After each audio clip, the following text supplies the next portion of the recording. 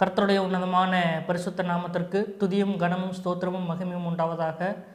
உலகளாவிய எல்கிபோர் advent ministry நேயர்கள் யாவரையும் இந்த வார ஓய்வு நாள் பாட நிகழ்ச்சிக்கு அன்போடு கூட வாழ்த்தி வரவேற்கிறோம்.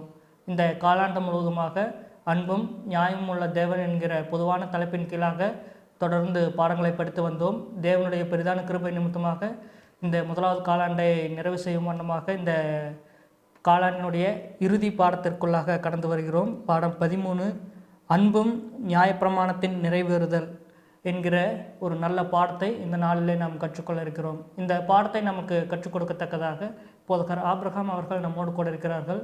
அவரையும் அன்போடு கூட வரவேற்போம். இந்த பாட வேலையிலும் கூட ஆவியானவர் நம்மோடு இடைப்படத்தக்கதாக தலைகளை தாழ்த்தி ஜெபிப்போம். எங்களை கிருபையாய் நேசிக்கிற அன்பின் பரிசுத்த பிதாவே, உம்மை நன்றியோடு ஸ்தோத்திரிக்கிறோம் ராஜா. அப்பா, இந்த வேலையிலும் கூட நாங்கள் தியானிக்க இருக்கிற இந்த நல்ல பாடத்தோடு அப்பா உம்முடைய கரம் இருக்க வேண்டும்படியாகவும் இந்த பாடத்தை நாங்கள் கற்றுக்கொள்ளுகிற வேலையிலே அப்பா ஆவியானவர் எங்களோடு கூட இடைப்பட்டு ராஜா, இதோ இந்த நியாயப்பிரமாணத்தினுடைய நிறைவேறுதலிலே அன்பை குறித்ததான அப்பா காரியங்களை ராஜா நல்ல முறையிலே நாங்கள் கற்றுக்கொள்ளத்தக்கதாக அப்பா இதோ இந்த வேலையிலே ஆவியானவர் எங்களை ஒருமுகப்படுத்துங்க ராஜா. இதோ இந்த வேலையிலும் கூட இந்த பாடத்தை கற்றுக் கொடுக்க போகிற போதகரோடும் உடைய கரம் இருக்கட்டும் ராஜா. உடைய வாயிலிருந்து புறப்படுகிற வார்த்தைகள் யாவும் ஆவியானவர் உடனிருந்து பேச வேண்டும்படியாக கூட ஜெபிக்கிறோம். பாட வேலையிலே நீர் எங்களோடு கூட இருந்து ராஜா நடத்த வேண்டும்படியாக மீட்பெரும் இரட்சகருமாய் இருக்கிற இயேசு கிறிஸ்துனுடைய நல்ல நாமத்தினாலே கேட்டு ஜெபிக்கிறோம். எங்கள் ஜெபங்களும் கிருபை நிறைந்த நல்ல பிதாவே, ஆமென். பாஸ்டர், ஒரு முழுமையான காலாண்டை முழுவதுமாக நம்ம கடந்து வந்திருக்கிறோம். கடைசி பாடத்துக்குள்ளாக கூட இந்த நாளில் நம்ம படிக்க போகிறோம். 13வது பாடம் பாஸ்டர், அன்பு நியாயப்பிரமாணத்தை நிறைவேறுதல். இந்த பாடத்துக்கான முன்னுரை மற்றும் மனநவசனம் சொல்லிடுங்க பாஸ்டர். கர்த்தருடைய பரிசுத்தமான நாமம் மகிமைப்படுவதாக. போதகர் பிரகாஷ் அவர்களோடு கூட இணைந்து மறுபடியுமாய் உங்கள் யாவரையும் கர்த்தராகிய இயேசு கிறிஸ்துவின் வெளியேறப்பெற்ற நல்ல நாமத்தினாலே அன்போடு கூட நான் வாழ்த்தி இந்த ஓய்வு நாள் பாட நிகழ்ச்சிக்கு வரவேற்கிறேன். அன்பு நியாயப்பிரமாணத்தின் நிறைவேறுதல். இந்த காலாண்டு முழுவதும் அன்பும் நியாயமும் உள்ள தெய்வன் என்ற தலைப்பின் கீழாய் தொடர்ந்து நம்ம ஒவ்வொரு பரிணாமமாய் ஒவ்வொரு படிநிலையாய் நம்ம படித்து கொண்டு வந்திருக்கிறோம். அந்தபடியாய் இந்த காலாண்டினுடைய ஒரு இறுதியாய் இந்த காலாண்டினுடைய ஒரு நிறைவேறுதலாய் இந்த பாடத்தை நம்ம படிக்க போகிறோம். நியாயப்பிரமாணம் என்று சொன்னாலே யூதர்களுடைய வாழ்க்கையில் இல்லை ஒவ்வொரு நபருடைய இன்றைக்கு இருக்கக்கூடிய நிறைய கிறிஸ்தவர்களுடைய எண்ணம் என்னவாக இருக்குதுன்னா, அது ஏதோ என்னை கட்டுப்படுத்துகிற ஒரு சங்கிலி போல, அது ஏதோ என்னை நெருக்கக்கூடிய ஒரு இறுக்கமான வேலி போல, ஏதோ என்னை ஒரு சுதந்திரமாக இருக்க விடாத ஒரு நெருக்கடி என்பதாய் பார்க்கப்படுகிறது. ஆனால் நியாயப்பிரமாணம் என்பது அன்பினுடைய இன்னொரு பரிணாமமாய், அன்பினுடைய இன்னொரு பார்வையாய், அதை சரியாக புரிந்துக்கிறதுக்காய் இதை நம்ம தொடர்ந்து படித்து கொண்டு வருகிறோம். சரி, அன்பினுடைய இன்னொரு பரிணாமம் என்று சொல்லுகிற இந்த வார்த்தையை ஒரு தகப்பனும் பிள்ளையுமாய் நான் வைத்து காட்ட வேண்டும் என்று சொல்லி ஆசைப்படுகிறேன். ஒரு அன்பான தகப்பன் ஒரு சாலையில் ரொம்ப நெருக்கடியாய் வாகனங்கள் எந்நேரம் கடந்து போய் கொண்டிருக்கிற ஒரு சாலையில் தான் நேசிக்கக்கூடிய ஒரு அன்பான மகனை அழைத்து கொண்டு கடந்து செல்கிறார். மகனை அழைத்து கொண்டு என்று சொன்னாலே அடுத்த வார்த்தை நமக்கு என்ன புரியும் என்று சொன்னால், மகனுடைய கரங்களை பிடித்து அப்படியே கூட்டிட்டு போகிறார். பிள்ளைகள் பெற்றோருடைய இந்த காரியங்களை நீங்கள் கொஞ்சம் கவனமாக பார்த்தீங்கன்னா தெரியும். பிள்ளைகளை வாகனங்கள் ஓடக்கூடிய பக்கத்திற்கு விட மாட்டாங்க, அப்படியே மாற்றி வைப்பாங்க. இவர்கள் வாகனங்கள் ஓடக்கூடிய பக்கத்துலேயும் அதற்கு அடுத்து, அதாவது தகப்பன் மேலே அடி விழுந்து தான் அதுக்கப்புறம் தான் மகன் மேலே அடி விழுகணும் என்பது போல் அந்த பக்கம் தள்ளிடுவாங்க. அதோடு கூட அந்த கரத்தை பிடித்து கொண்டே போவாங்க. சில நேரம் அந்த கரத்தை பிடிச்சிட்டு போகிறது இவன் போகக்கூடிய இந்த சின்ன குமாரன், இந்த புதல்வன் வாகனத்தில் ஏதாவது விழுந்துடக்கூடாது, இல்லை டக்குன்னு யதார்த்தமாக ஏதாவது ஒரு காரியத்தை செய்து விடக்கூடாது என்பதற்கு ஒரு பாதுகாப்பாய் இந்த தகப்பனுடைய கரம் பிடித்தே அழைத்து செல்லும். இப்போ தகப்பனுடைய கரம் பிடித்து அழைத்து செல்வதனால இந்த பிள்ளைக்கு சுதந்திரம் இல்லை என்று அர்த்தம் இல்லை. பிள்ளைக்கு சுதந்திரத்தை ஆண்டவர் கொடுக்க மாட்டார், இந்த அப்பா கொடுக்க மாட்டாரு, இந்த அப்பா அவனை கட்டாயப்படுத்தி அழைத்து செல்கிறார் என்று அர்த்தம் இல்லை. அன்பினுடைய இன்னொரு பரிணாமம் என்னவாய் வெளிப்படுகிறது என்று சொன்னால், ஆபத்திலிருந்து தற்காத்து கொள்வதற்கு, ஆபத்திலிருந்து பாதுகாத்து கொள்வதற்கு, சரியான விதத்தில் நடப்பதற்கு ஒரு வழிகாட்டியாய், நமக்கு ஒரு ஆதரவாய் இருக்கிறது.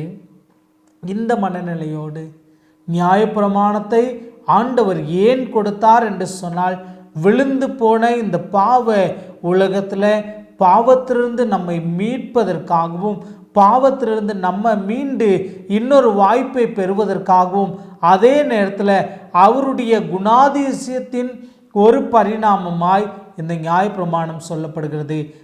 அவருடைய குணாதிசயத்தின் பரிமாணம் என்று சொன்னால், குணாதிசயம் என்று சொன்னாலே அவர் அன்பினுடைய சொரூபியாய், சாந்த சொரூபியாய், அன்பினுடைய உருவமாய் அவர் இருக்கிறார்.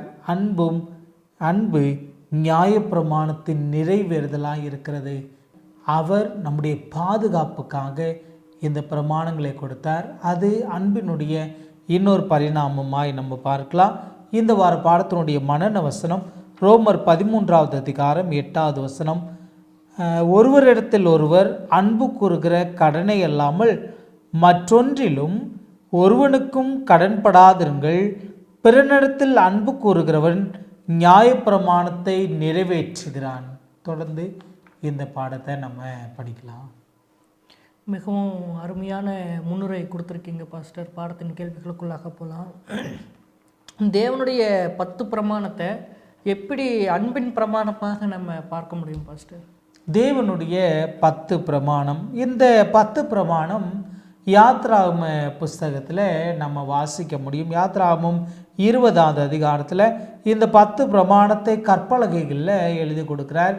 இந்த ஓய்வு நாள் பாடத்தினுடைய முன்னுரையில் ஒரு அழகான படமும் கூட அந்த இரண்டையும் ஒரு இருதய வடிவத்திற்கு கொண்டு வந்து, அந்த 2 கட்டளையினுடைய கற்பலகைகளை 2 இருதய வடிவத்திற்கு அழகாக கொண்டு வந்திருக்கிறாங்க. அன்பை காட்டும் விதமாய் தேவனுடைய பிரமாணம் கருத்தளவிலான நியதிகள் அடங்கியது அல்ல, மாறாக அது உறவின் வெளிப்பாடு. 10 கற்பனைகளில் இது தெளிவாக வெளிப்படுவதை காணலாம். 10 கற்பனைகளின் அடிப்படை நியதிகள் ஏதேன் தோட்டத்திலேயே காணப்பட்டன.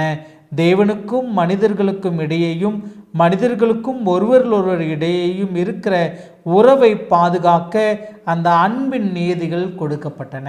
இந்த 10 பிரமாணம் எதை வெளிப்படுத்தி காட்டுகிறது என்று சொன்னால், அவருடைய அன்பை வெளிப்படுத்தி காட்டுகிறது. எப்படி பாஸ்டர் இந்த அன்பை வெளிப்படுத்தி காட்டுகிறது என்பதை நம்ம புரிந்து கொள்ள முடியும் என்று சொன்னால், முதல் 4 கற்பனைகள் தேவனிடத்தில் நான் காட்டக்கூடிய அன்பை வெளிப்படுத்தி காண்பிக்கிறது.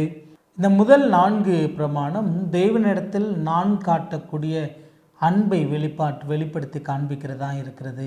தேவனிடத்தில் நான் எப்படி அன்பு செலுத்துவேன், என்னால் அந்த அகாப்பே அன்பை எனக்கு அருளக்கூடிய அந்த தேவனிடத்தில் நான் எப்படி அன்பு கூற முடியும் என்று சொன்னால், அவரை அல்லாமல் வேறு ஒருத்தரை நான் தொழுது கொள்ளாமல், இல்லை அவர் எந்த ரூபத்தையும் எனக்காய் வைத்து தொழுகாத என்று சொல்லும்போது அந்த எந்த ரூபத்தையும் தொழுது கொள்ளாமல், இல்லை அவருடைய நாமத்தை நான் வீணில் வணங்காமல், உண்மையாகவே அவருடைய நாமத்தை நான் மகிமைப்படுத்துகிறவனா நான் இருக்க, அவர் சொன்ன பிரமாணத்தின்படியாய், அவர் சொன்ன கட்டளையின்படியாய், 7ஆம் நாளோ உன் தேவனாகிய கர்த்தருடைய ஓய்வு நாள் என்று சொன்னால், நான் அவரிடத்துல எப்படி அன்பு காட்டுறேன்னா, கர்த்தருடைய ஓய்வு நாள் என்று அவர் சொல்லியிருக்கிறாரே, அதில் யாதொரு வேலையும் செய்யாதன்னு சொல்லியிருக்காரே, நான் என்னுடைய அன்பை எப்படி காட்டுகிறேன்னா அப்படி அவரிடத்துல நான் காட்டுகிறேன்.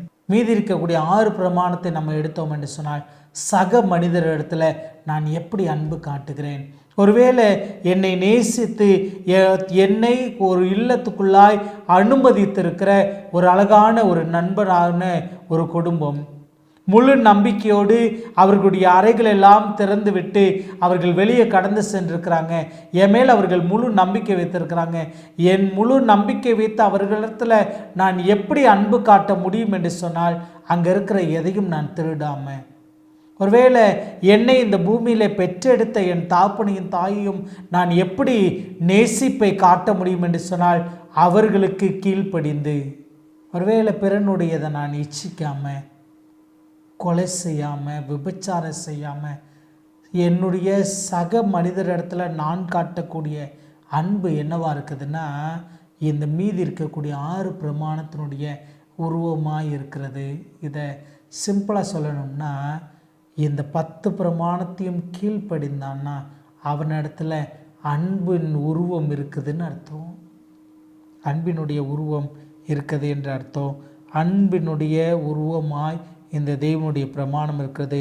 தேவனுடைய பிரமாணம் முழுவதுமே தேவ அன்பை அடிப்படையாய் கொண்டிருக்கிறது.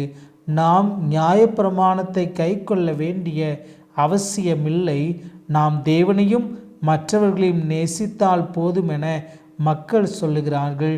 இந்த கருத்து ஏன் தவறானது என்பதை அடுத்த கேள்வியில் நம்ம படிக்க போகிறோம். இந்த அன்பை சொல்லி இப்போ நியாயப்பிரமாணத்துக்கு நம்ம கீழ்ப்படிய வேண்டிய அவசியம் இல்லை என்று சொல்லி அன்பு காட்டினா போதும் என்று சொல்லி இன்றைக்கு இருக்கக்கூடிய கிறிஸ்தவ உலகம் சொல்லி கொண்டிருக்கிறது. அதை இன்னும் தெளிவாக நம்ம அடுத்த கேள்வியில் படிக்க போகிறோம். மிகவும் அருமையான விளக்கம் கொடுத்துட்டீங்க. ஃபஸ்ட் அடுத்த கேள்விக்குள்ளாக போகலாம். தேவனுடைய நியாயப்பிரமாணம் எந்த விதத்தில் நீதியாகவும் நன்மையாகவும் பரிசுத்தமானதாகவும் இருக்குது? ஃபஸ்ட்டு இப்போ நியாயப்பிரமாணத்தினுடைய 3 அழகான தோற்றம். இந்த நியாயப்பிரமாணம் ஏன் அவசியம் என்று சொன்னால், நான் நீதியுள்ளவன் என்று காட்டுவதற்கு நியாயப்பிரமாணம் அவசியம். ஒருவேளை நான் ஒரு மரத்தை ஆண்டவரால் நினைத்து நான் தொழுகக்கூடாது என்று கற்பனை சொல்லியிருக்குது. மரம் தேவனால் உருவாக்கப்பட்டது. சிருஷ்டியை தொழாமல் சிருஷ்டிகரை தொழுது கொள்வதற்கு இந்த பிரமாணம் எனக்கு காட்டுகிறது. இந்த பிரமாணம் எனக்கு காட்டுவதனால நான் நீதியுள்ளவனாய் பாவிக்கப்படுகிறேன். நான் விபச்சாரம் செய்யலை. விபச்சாரம் செய்தால் பாவம். என்னை நீதி என்று எப்படி காட்ட முடியும் என்று சொன்னால், நான் விபச்சாரம் செய்யவில்லை. ஆண்டவருடைய பிரமாணத்திற்கு நான் கீழ்ப்படுகிறேன். ஓய்வு நாளை பரிசுத்தமாய் ஆசரிக்கணும்னு ஆண்டவர் சொல்லியிருக்கிறாரு. நான் மாத்திரமல்ல, நீயானாலும் உன் குமாரனானாலும் உன் குமாரத்தியானாலும் உன் வாசல் இருக்கிற அந்நியனானாலும் உன் வேலைக்காரனானாலும் உன் வேலைக்காரனானாலும் யாதொரு வேலையும் செய்ய வேணான்னு சொன்னார். அதன் பிரகாரமாய் நான் வேலை செய்யாமல் இருக்கிறேன். ஓய்வு நாளை பரிசுத்தமாய் ஆசரிக்கிறேன். அது எனக்கு என்னவா எண்ணப்படுகிறதுனா நீதியாய் எண்ணப்படுகிறது. அவர் நீதியுள்ளவர் என்று சொல்லுவதற்கு எது அடிப்படையாக இருக்குது என்று சொன்னால் பிரமாணம் அடிப்படையாக இருக்கிறது. இதை புரிஞ்சுக்கிறதற்காக இன்னொரு தோற்றத்தில் நான் சொல்லுகிறேன்.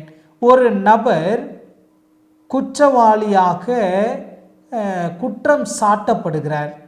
ஒரு தவறை செய்துவிட்டார் என்று குற்றம் சாட்டப்படுகிறார். ஒரு திருட்டு பழி அவர் மேலே போடப்படுகிறது. அப்போ அவர் இருந்த இடத்துலேருந்து பணம் காணா போயிருக்கிறது. அவர் இருந்த இடத்திற்கும் பணத்துக்கும் பக்கமாக இருக்குது. அவர் அங்கே இருந்தார்ன்றதுனால அவர் மேலே ஒரு சந்தேகம் வருகிறது. சிசிடிவி கேமராவை திருப்பி பார்க்குறாங்க. இவர் எதுவுமே செய்யலை. இவர் அந்த இடத்துல தான் நிற்கிறாரு. ஆனால் இவர் அங்கே வருவதற்கு முன்பாகவே வேறு ஒரு நபர் வந்து அந்த பொருளை எடுத்துகிட்டு போயிட்டார். இப்போ சட்டத்தின் பிரகாரம் இந்த 3வது ஐ என்று சொல்லப்படக்கூடிய இந்த சிசிடிவி ஃபுட்டேஜ் வந்து ஒரு சாட்சியா, ஒருவேளை உயிரற்ற அதே நேரத்தில் கண்ணால் பார்த்த சாட்சியாய் நம்பப்படுகிறது. கண்ணால் பார்த்த சாட்சியாக அது பதிவு செய்யப்பட்டு இருக்கிறதுனால இவர் அந்த காரியத்தை செய்யலை என்பதை தீர்மானித்து குற்றம் சாட்டப்பட்ட இவர் நிரபராதி என்று வெளியிடப்படுகிறார். இவர் எப்படி நீதியுள்ளவர் என்று காட்டப்பட்டார்னா, இந்த கட்டளை, இந்த சட்டத்தின் பிரகாரமாக இவர் நீதி உள்ளவர் என்று காட்டப்படுகிறார். நியாயப்பிரமாணம் எதை நமக்கு காட்டுதுன்னு சொன்னால், நம்ம நீதி உள்ளவர்கள் என்று காட்டுகிறது. ரோமர் 6வது அதிகாரம் 1-3 வசனத்தை வாசிக்கலாம். ஆகையால் என்ன சொல்லுவோம்? கிருபை பெருகும்படிக்கு பாவத்திலே நிலைத்திருக்கலாம் என்று சொல்லுவோமா? கூடாதே. பாவத்திற்கு மரித்த நாம் இனி அதில் எப்படி பிழைப்போம்? கிறிஸ்து இயேசுவுக்குள்ளாக ஞானஸ்நானம் பெற்ற நாம் அனைவரும் அவருடைய மரணத்திற்குள்ளாக ஞானஸ்நானம் பெற்றதை அறியாமல் இருக்கிறீர்களா? இந்த நியாயப்பிரமாணம் அன்பினுடைய இன்னொரு உருவமாக எப்படி காணப்படுகிறது என்று சொன்னால், விழுந்து போன நான் திரும்ப அந்த நீதியை பெற்றுக்கொள்வதற்கு ஒரு உபாத்தியா, ஒரு எனக்கு கற்றுத்தரக்கூடிய ஒரு ஆசானா, ஒரு வழியாய் இந்த நியாயப்பிரமாணம் இருக்கிறது. இந்த நியாயப்பிரமாணம் செய்யக்கூடிய இந்த பணி என்னன்னு கேட்டிங்கன்னா, என்னுடைய நன்மைக்காய். நான் பாவி என்ற நிலையிலே நான் மரித்து விடக்கூடாது. நான் பாவி என்ற நிலையிலே இந்த பூமியோடு பூமியாய் நான் அழிந்து போய்விடக்கூடாது. நான் நீதியுள்ளவனாய் மாறுவதற்கு எனக்கு இன்னொரு வாய்ப்பை அருளுகிற ஒரு நன்மையை இந்த நியாயப்பிரமாணம் என்ன செய்யுதுன்னா எனக்கு செய்து கொடுக்கிறது. அதோடு கூட நிறுத்தலை. இந்த நியாயப்பிரமாணம் என்னை பரிசுத்தமுள்ளவனாய் மாற்றுவதற்கு எனக்குள்ளாய் குணமாற்றத்தையும் கொடுக்கிறது. சவுலை பவுலாய் மாற்றுகிறது. ஆண்டவரை மறுதலித்த பேதுருவை இன்னொரு வாய்ப்பை அருளி அவனை ஊழியக்காரனாய் எடுத்து பயன்படுத்துகிறது. தாவீது விழுந்து போகிறான். விழுந்து போன அவனிடத்தில் சுத்த இருதயத்தை மறுபடியும் சிருஷ்டிக்கப்படுவதற்கு இந்த நியாயப்பிரமாணம் பரிசுத்தமாக்குகிற வேலையும் செய்கிறது. பாவத்தை சுட்டி காட்டி அதை அறிக்கை செய்து விட்டுவிடவும் இது நமக்கு உதவியாக இருக்கிறது. ரோமர் 7வது அதிகாரம் 12வது வசனத்தை நம்ம வாசிக்கலாம். ஆகையால் நியாயப்பிரமாணம் பரிசுத்தமுள்ளது தான், கற்பனையும் பரிசுத்தமாயும் நீதியாயும் நன்மையாயும் இருக்கிறது. இப்போ கற்பனை எப்படி இருக்குதுன்னா, இந்த 3 பரிணாமத்திலையும் இது இருக்கிறது. இதை ஒரே வார்த்தையில் கூட்டு சேர்த்து ஒரு வார்த்தையில் சொல்ல வேண்டும் என்று சொன்னால், அன்பினுடைய ரூபமாய் இந்த நியாயப்பிரமாணம் இருக்கிறது. மிகவும் தெளிவான ஒரு விளக்கம் கொடுத்துட்டீங்க பாஸ்டர். இப்போது நியாயப்பிரமாணம் கிருபை எப்படி ஒன்றிணைத்து பார்க்க முடியும் பாஸ்டர்?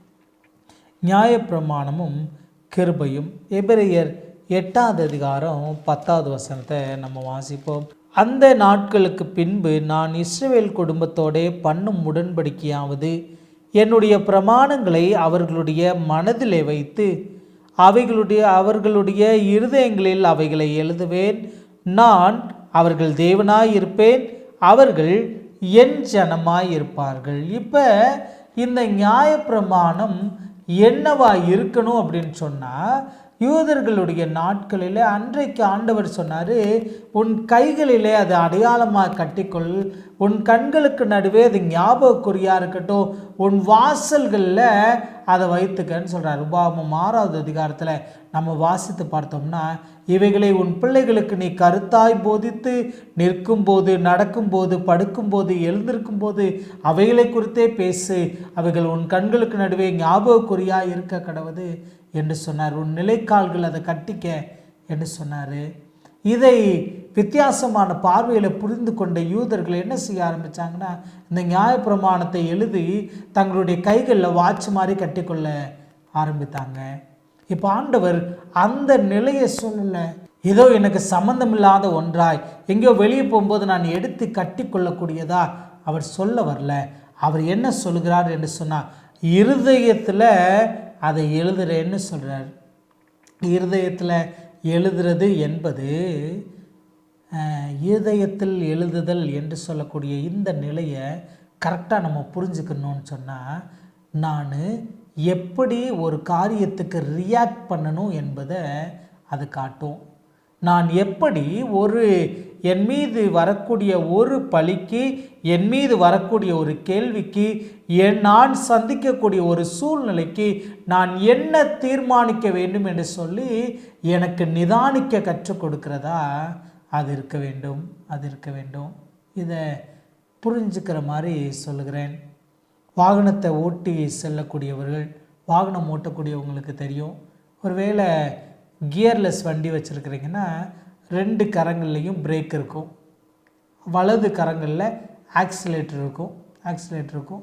இப்போ ஏதாவது டக்குன்னு ஏதோ ஒரு உயிரினம் உள்ளே வந்துருச்சு, இல்லை ஏதோ ஒரு மனிதன் உள்ளே வந்துட்டான்னா இந்த மூளை சடுதியாய் சடனாக வேலை செய்து அவங்க மேலே மோதிராதபடிக்கு அந்த பிரேக்கை கரெக்டாக அழுத்திடும். இன்னும் கரெக்டாக சொல்லணும்னு சொன்னால் கியர் வண்டி ஓட்டுறவங்களாக இருந்தால் இந்த 2 கரங்களும் வேலை செய்யும், காலும் வேலை செய்யும், கரெக்டாக பிரேக் அழுத்தும். இவைகள் ஒன்றிணைந்து செயல்படும். இதை ஒருவேளை நீங்கள் பிரித்து பார்த்தீங்கன்னா இந்த மூளை 3 கமாண்ட் அனுப்புது. 2 கரங்களுக்கும் கமாண்ட் அனுப்புது, காலுக்கும் கமாண்ட் அனுப்புது.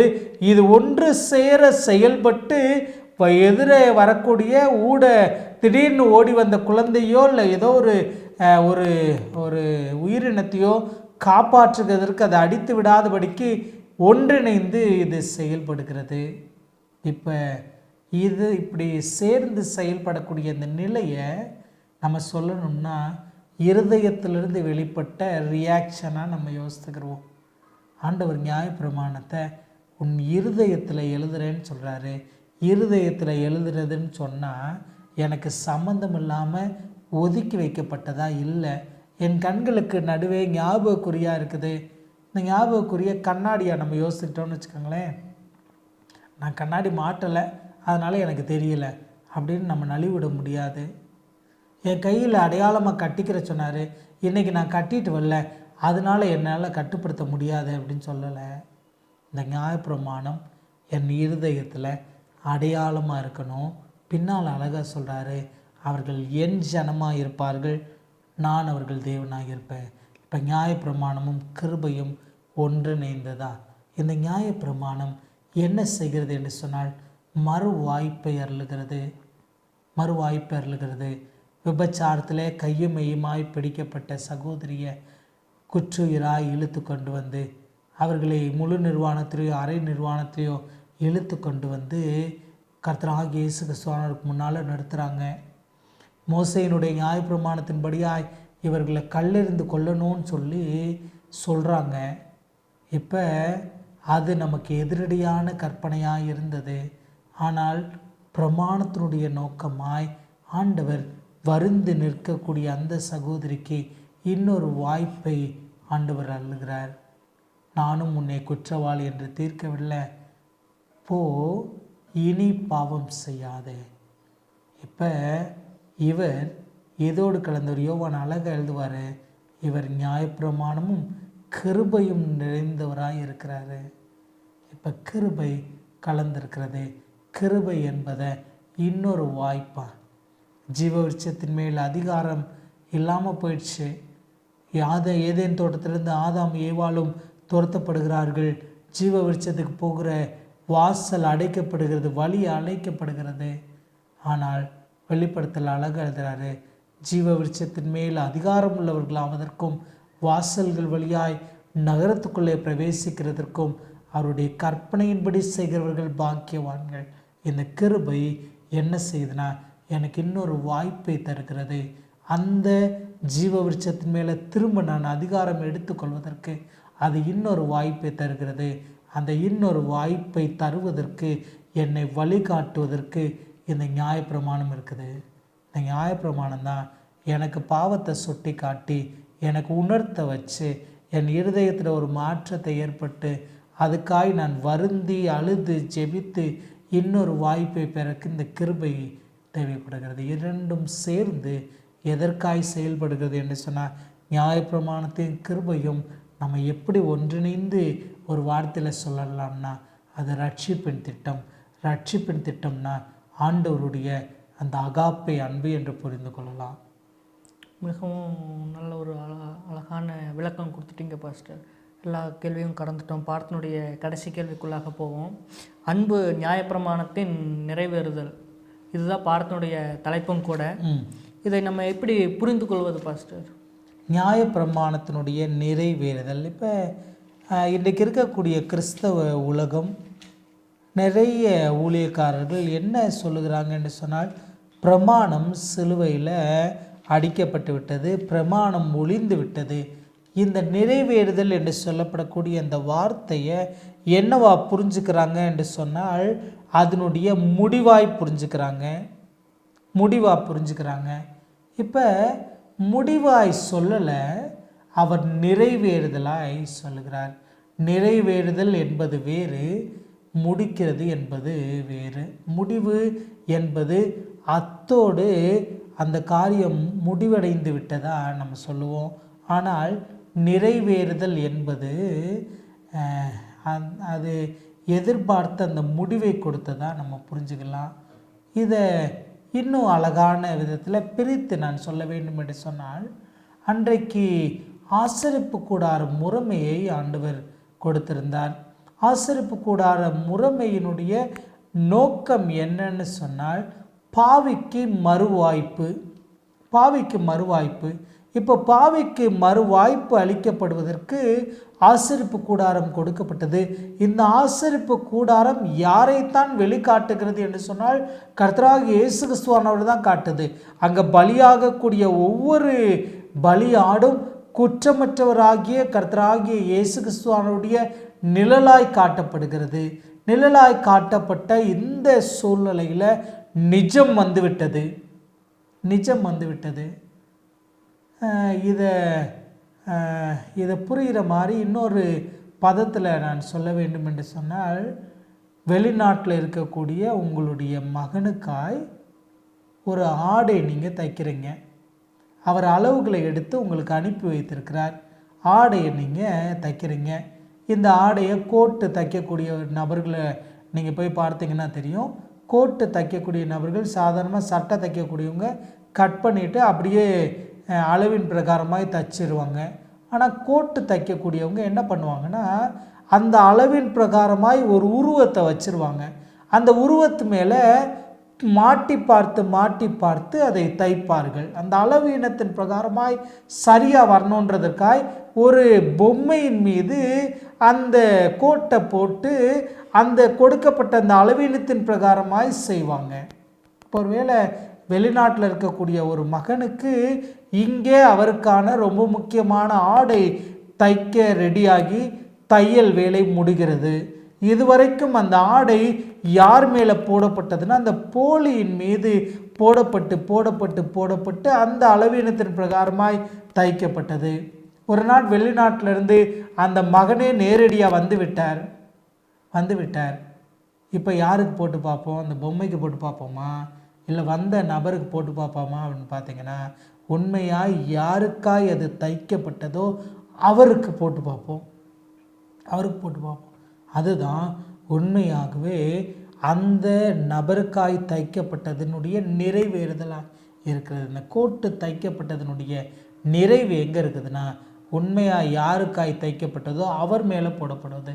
அதே மாதிரி இந்த நியாயப்பிரமாணம், இந்த சடங்காச்சார பிரமாணம், இந்த நம்ம பாவத்திலிருந்து மீண்டெடுக்கப்படுவதற்காய் பலியாகக்கூடிய இந்த பலிமுறைமைகள் அத்தனையும் கிறிஸ்துவினுடைய மாதிரியாய் காட்டப்பட்டது. இப்போ நமக்காய் பலியாகக்கூடிய தெய்வாட்டுக்குட்டியே நேரடியாக வந்து நமக்கு பலி ஆயிட்டாரு. அதை அழக வசனம் என்னவாய் காட்டுகிறதுனா, அது இந்த சடங்காச்சார பிரமாணத்தினுடைய நிறைவேறுதலாய் காட்டுகிறது. திரைச்சீலையை இரண்டாக கிழிச்சிட்டாரு. பரிசுத்த ஸ்தலத்துக்கும் மகா பரிசுத்த ஸ்தலத்துக்கு இடையில இருந்த பிரிவை எடுத்து போட்டு விட்டார். கிருபாசனத்தண்டையிலே நம்ம தைரியமாக சேருவதற்கு அவர் நமக்காய் பிரதான ஆசாரியனாய் அவர் வந்து விட்டார். அவர் இந்த பூமியில் வர்றதுக்கு முன்னால் ஒரு சப்ஸ்டிடியூட்டாக ஒரு பொம்மையை போல இந்த உலக பிரகாரமான சில ஆசாரியர்கள் தேவைப்பட்டாங்க. இப்போ அவரே பிரதான ஆசாரியராய் நமக்காய் பரிதபிக்க கூடாதவராய் அல்ல, பரிதபிக்கக்கூடிய பிரதான ஆசாரியராய் அவரே நேரடியாய் வந்து நமக்காய் பலியாயிட்டாரு. நிறைவேறுதலாய் அந்த சடங்காச்சார பிரமாணம் நிறைவேறினது. இதை புரியாமல் நிறைய பேர் அவர் அதை சிலுவையில் முடித்து விட்டார் என்று சொல்லி எழுதுகிறாங்க. 10 பிரமாணத்தை அல்ல, அவர் தம்முடைய சொந்த கரங்களால் எழுதி கொடுத்த இந்த 10 பிரமாணத்தை அவர் உடைக்கலை. அவர் மோசேட்ட இந்த சடங்காச்சார காரியங்களை சொல்லி கொடுத்து பாவத்திலிருந்து மீண்டு வருவதற்கான சில வழிகளை சொல்லி கொடுத்து அந்த பிரமாணங்களை ஒரு புஸ்தகத்தில் எழுதி உடன்படிக்கை பெட்டிக்கு பக்கத்தில் வைக்க சொன்னார்.